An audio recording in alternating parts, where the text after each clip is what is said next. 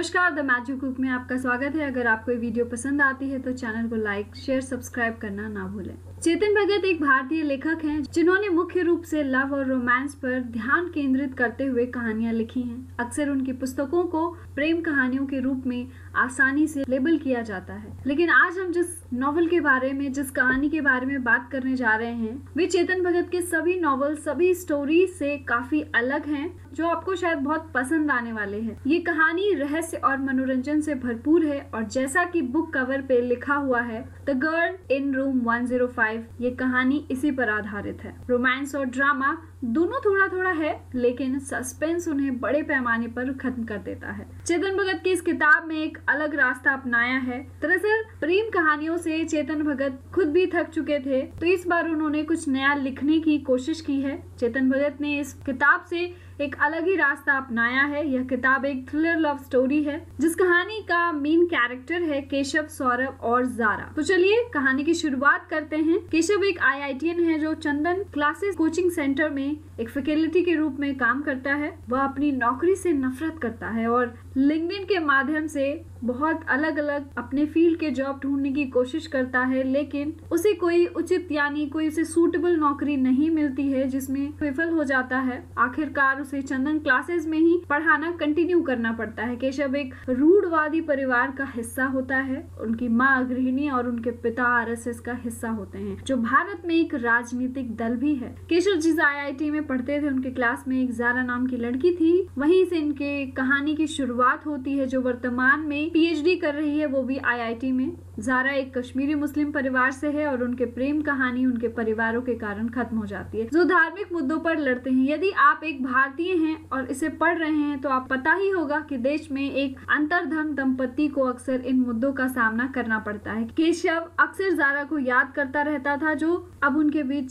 सब खत्म हो चुका था। राघव यानी केशव का क्लासमेट। राघव काफी पढ़ाकू बुद्धिमान होता है, जिसे जारा प्यार करती है और केशव से ब्रेकअप होने के बाद वह राघव के साथ रिलेशनशिप में होती है। केशव अक्सर जारा से भीख मांगता है कि वो उसके पास आ जाए, लेकिन वे कभी सहमत नहीं होती है। सौरभ वो भी चंदन क्लासेस में काम करता है, जो NIT से है और केशव का बहुत अच्छा दोस्त होता है। वो केशव को अपने पिछले प्यार को भूल जाने और भविष्य में आगे बढ़ने में मदद करने की कोशिश करता है। अब हम रुख करते हैं कहानी के उस पार्ट के ऊपर जो काफी इंटरेस्टिंग होने वाला है। जैसे कि पुस्तक के शीर्षक से पता चलता है, जारा का रूम नंबर 105 में रहती है। ये दिन जारा के जन्मदिन का है और जहाँ केशव सौरभ के साथ शराब पीता है और जारा के बारे में बातें करता है और उसी के बारे में सोचते सोचते सो जाता है। और दुर्भाग्य से जारा का बॉयफ्रेंड राघव को कुछ गुंडों ने पीटा होता है, जिसकी वजह से वह हैदराबाद के अपोलो हॉस्पिटल में एडमिट रहता है। केशव आधी रात को उसके जन्मदिन की कामना करता है। सुबह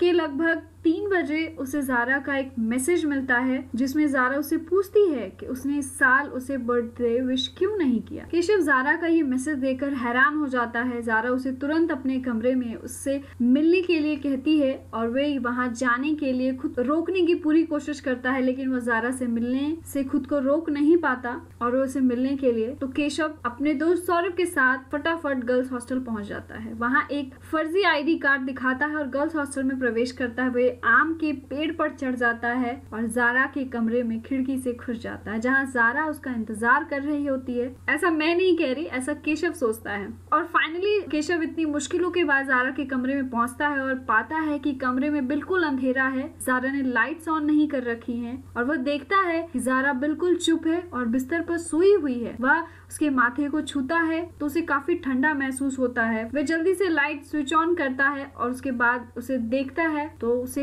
मृत पाता है। उसी के जन्मदिन पर एक लाश की तरह अपने प्यार को देखने के बाद केशव काफी हैरान, डरा और उदास हो जाता है और वह सौरभ को फोन करके सब कुछ बताता है, जिसके बाद सौरभ केशव को वहां से भागने के लिए कहता है। लेकिन केशव हत्यारों को ढूंढने के लिए दृढ़ हो जाता है। उसे जानना था कि आखिर जारा को किसने मारा और क्यों मारा। केशव संदिग्धों की यात्रा से गुजरता है। वह पुलिस और जारा के माता पिता को सूचित करता है। पुलिस के चौकीदार को गिरफ्तार करती है, जो जारा जारा की हत्या के दौरान सीसीटीवी कैमरे से छूट जाता है, लेकिन हम सभी जानते हैं कि कहानी इतनी आसानी से समाप्त तो होने वाली नहीं है। पुलिस इंस्पेक्टर राणा की मदद से केशव असली कातिल को ढूंढने में लग जाता है। केशव को सीसीटीवी देखने के बाद सक्सेना जो पीएचडी गाइड उन पर उसका शक जाता है, जो जारा को परेशान करने की कोशिश करते हैं, लेकिन तब यह ध्यान जाता है कि सक्सेना एक लंगड़ा आदमी है और वह कभी भी जारा की मौत की रात आम के पेड़ पर चढ़कर तो नहीं जा सकता। वो फिर सिकंदर जारा के सौतेले भाई को खोजने की कोशिश करता है, जो कश्मीर में एक आतंकवादी समूह का हिस्सा होता है। केशव जारा के पिता से मदद मांगता है और सुराग के लिए उसके कमरे में जांच करता है, जहां वो एक लॉकर पाता है जहां गर्भ अवस्था किट और सिकंदर और जारा की तस्वीर मिलती है, जिसमें दोनों एक साथ सेल्फी ले रहे हैं, वो भी हाथ में बंदूक के साथ, और वो दोनों काफी मुस्कुरा रहे हैं। एक एक कर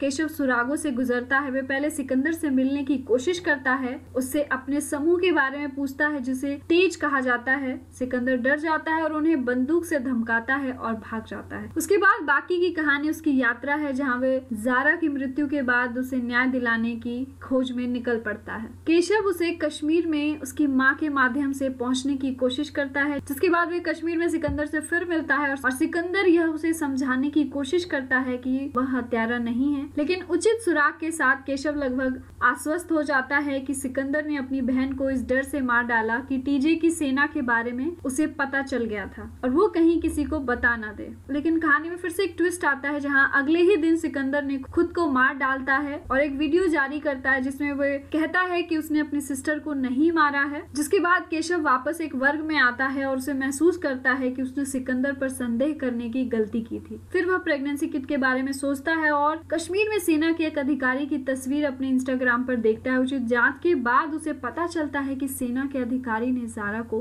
महंगे गहने उपहार में दिए हैं। जिसके बाद केशव और उसका दोस्त दिल्ली में उसके घर पर चोरी चुपके जाते हैं और सबूत ढूंढने में लग जाते हैं, जहां वे एक गर्भ अवस्था किट पाते हैं और उस सेना के अधिकारी के कंप्यूटर की हिस्ट्री सर्च करते हुए उन्हें पता चलता है कि वहाँ गर्भपात और तलाक से संबंधित कई चीजों के बारे में ढूंढा गया है। वो उसके घर से सोने के कई बिस्किट्स भी पाते हैं और इस सिद्धांत से आश्वस्त हो जाता है कि उन्होंने जारा को गर्भवती कर दिया और उसी अपराध बोध में मार दिया। जिसके बाद वे जारा के कातिल की घोषणा करने के लिए डिनर पार्टी की व्यवस्था करता है और उसमें जारा के सभी करीबियों को बुलाता है ताकि सच सबके सामने आ सके। अब आता है कहानी में बहुत बड़ा ट्विस्ट। जैसा कि आप शायद फिल्मों वगैरह में भी देखते होंगे ऐसा कुछ होता है, तो सेम कुछ ऐसा ही ट्विस्ट इस स्टोरी में आने वाला है। तो चलिए देखते हैं क्या आने वाला है। कहानी का एक मोड़ आता है जहां केशव हत्यारे की घोषणा करने से ठीक पहले वे हैदराबाद की एक छोटी सी यात्रा पर जाता है, जहां यह तब है जब उसे पता चलता है कि वह गलत व्यक्ति के साथ सभी पर संदेह कर रहा था, जबकि कातिल केशव के साथ ही